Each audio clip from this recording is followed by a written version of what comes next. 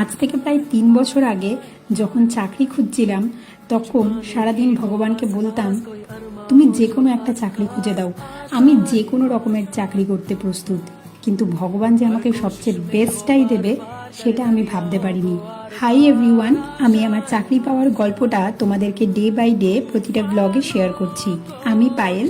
চলো আজকের গল্পটা বলি।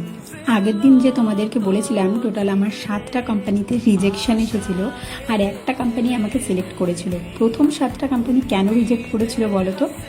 কারণ আমার কনফিডেন্স। অবশ্যই যখনই ইন্টারভিউ দিতে যাবে কনফিডেন্স কিন্তু খুবই ম্যাটার করে। যদিও তার মধ্যে থেকে একটা আমি নিজেই রিজেক্ট করেছিলাম সিলেক্টেড হয়েও, কারণ আমার ডিস্টেন্সটা খুবই ম্যাটার করে গেছিলো। আমার বাড়ি থেকে সেটার ডিস্টেন্স ছিল অনেকটাই বেশি, যেটা আমার আগামী দিনে পারসিউ করা খুবই অসম্ভব ছিল। বাকি গল্পটা নেক্সট দিন বলবো। টাটা।